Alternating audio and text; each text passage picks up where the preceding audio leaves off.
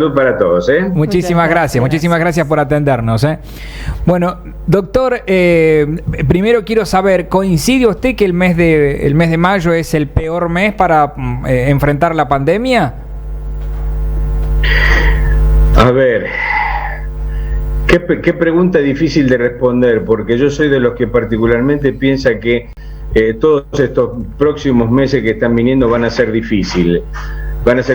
¿Por qué digo esto? Porque si bien el virus va a ser el mismo, los que cambiamos somos nosotros en nuestras costumbres, ¿está? Se viene el frío, tenemos más tendencias a estar en ambientes cerrados, con poca renovación de aire, y esto espero que de alguna manera la población pueda entender que son factores de riesgo en los cuales hay que cuidarse, hay que estar en ambientes ventilados, y esto es lo que lo hace difícil, pero insisto, el virus sigue siendo el mismo, ¿no?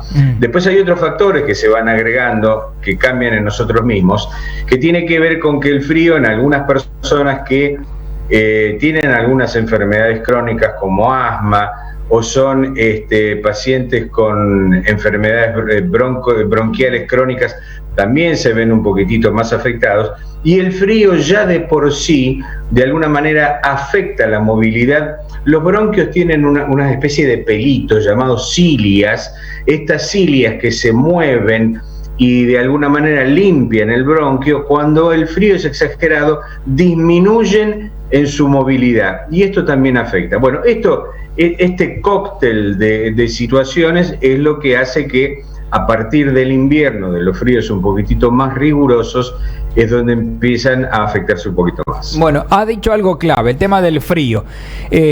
Nosotros acá en La Rioja no nos caracterizamos por frío extremo, pero hay días donde realmente baja notablemente la temperatura.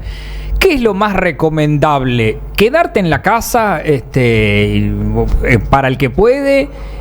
¿O no? Salir y hacer actividades, pero abrigarse bien, utilizando, qué sé yo, tapando las fosas nasales. ¿Cuál es la recomendación correcta para enfrentar el frío?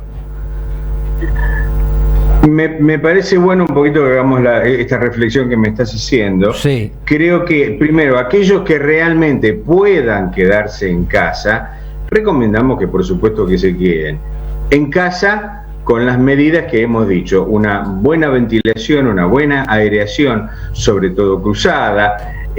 Aquellos que conforman la burbuja familiar, de alguna manera están en el mismo espacio, compartiéndolo hace tiempo, entonces de alguna manera pueden relajarse un poco dentro de casa. Tener en cuenta que, a pesar de esto, si llegan gente que no es de la misma burbuja, ejemplo, mamá y papá, que viven solos, pero llega el hijo casado con el nieto, bueno, aquí hay que tomar cuidados, ¿está claro? El barbijo, aunque pueda parecer extraño dentro de casa, también es aconsejable, y evitar el contacto físico estrecho, ¿está claro? A ver, aquellos que como en mi caso también somos abuelos, que nos dan ganas de agarrar al nieto, estrujarlo, besuquearlo, eso no, ¿está? Cuidemos esa instancia.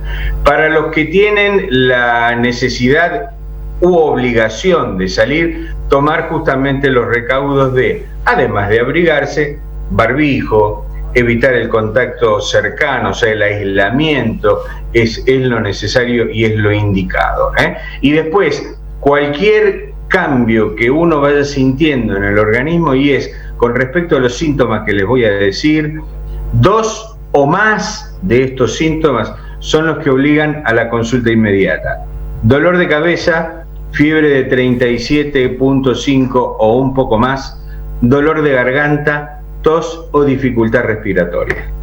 Bueno, para tenerlo en cuenta entonces, eso automáticamente. Ahora, doctor, esto que me acaba de decir es para remarcarlo. Viene alguien que no es de la burbuja, entonces usted me recomienda que utilicemos barbijo dentro de la casa y nada de abrazos y besos y alzar al nieto, nada de eso. Yo sé que puedo parecer antipático, pero sepan que es como dice el poema, es para bien de todos y no para mal de nadie, ¿no? Yo recomendaría que aquellos que no conforman la misma burbuja mantengan un cierto alejamiento. Pueden estar conversando en el mismo espacio, ventilado, insisto, ventilación cruzada, pero evitemos el contacto. Es por seguridad de ambos. Yo no creo que ningún abuelo le gustaría contagiar a su nieto o a su hijo y viceversa. Tengamos el cuidado que es necesario, recomendable y prudente. Doctor, me dijo que mayo no tan solo va a ser un mes complicado, o sea, todos los meses de frío, de acá para adelante vamos a ser complicados. Exactamente, y esperemos que dentro de todo la humedad no sea muy grande, porque la humedad también excesiva también perjudica, y que hagamos votos con que realmente se pueda testear un poquitito más, vacunar un poco más, y eso de alguna manera va a ayudar a aliviar este difícil momento que estamos viviendo, ¿no? Otro punto clave, la mejor política que pueden aplicar los gobiernos locales es testear la mayor cantidad de personas posibles.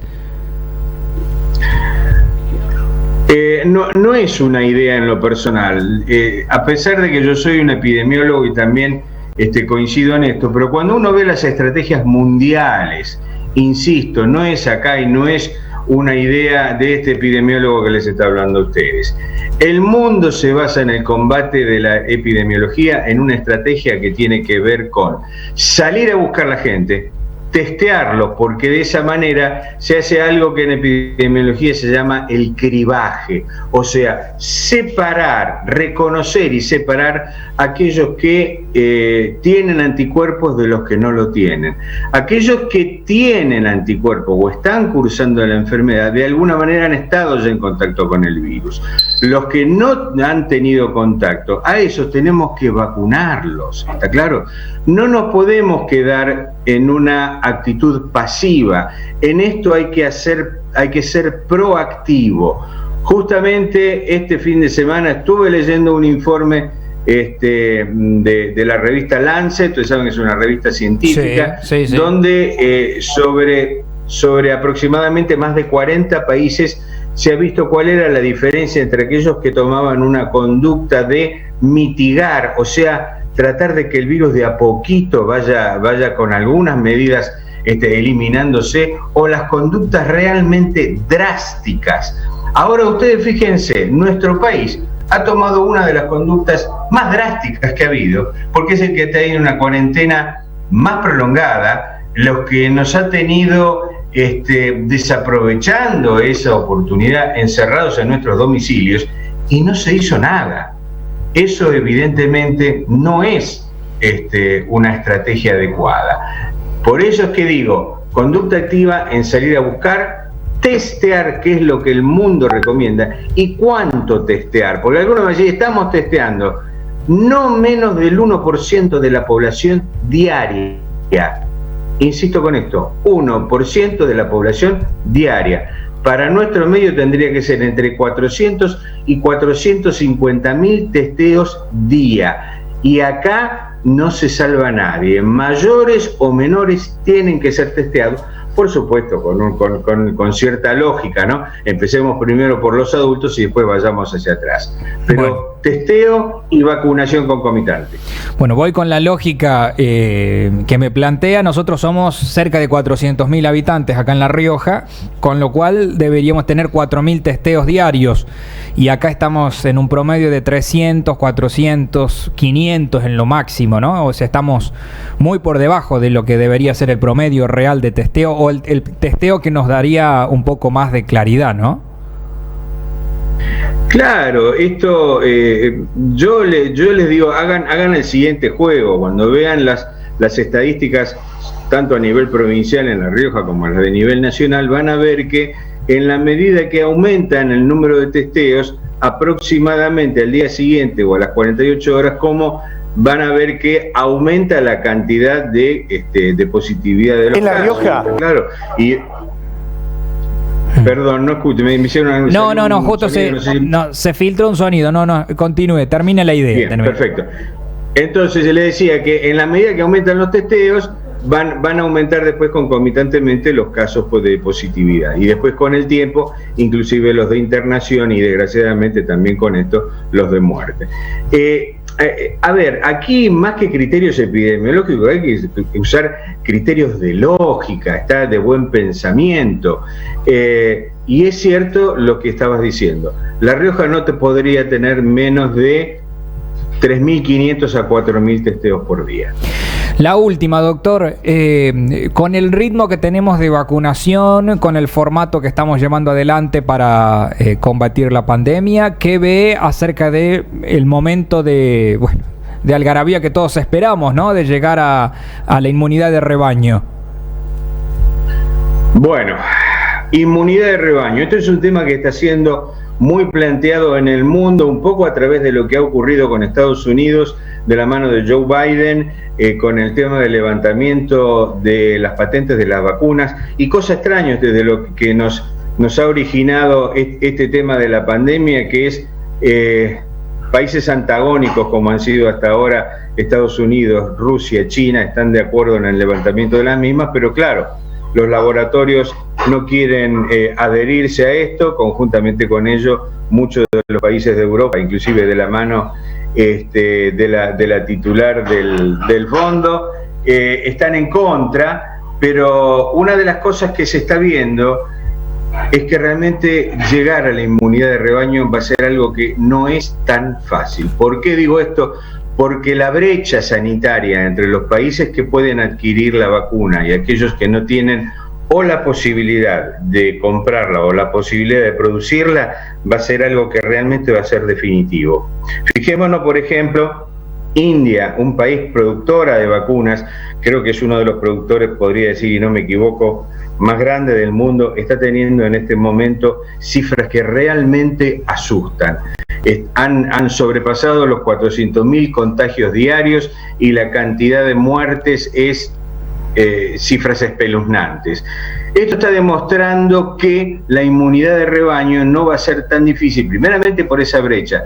Segundo, porque Estados Unidos mismo en este momento, con la cantidad de vacunas que tiene un sobrante que ya en este momento está sobrepasando cerca de los 100 millones de dosis. Y no logran, según lo que hoy estuve leyendo tanto en Washington Post como en el New York Times, la gente ya está reticente a la vacuna, porque no nos olvidemos que están aquellos que niegan la vacuna, están inclusive algunos descabellados que hasta niegan la enfermedad, y esto está siendo muy difícil terminar de vacunar al resto de la población. No nos olvidemos que el contacto estrecho de un país son sus países vecinos. Aquello que para nosotros un contacto estrecho es el familiar, es el vecino, el amigo, los contactos estrechos de los países son los países mismos en un momento de globalización.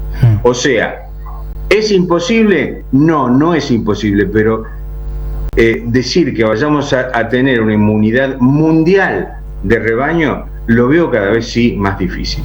Doctor, le agradezco, muchísimas gracias por su tiempo.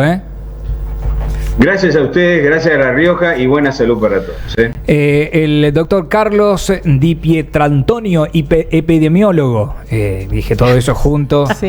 Bien yo ahí. Por ahí va. Bien yo. Sí, Bueno, sí, por ser lunes, muy bien. Sí.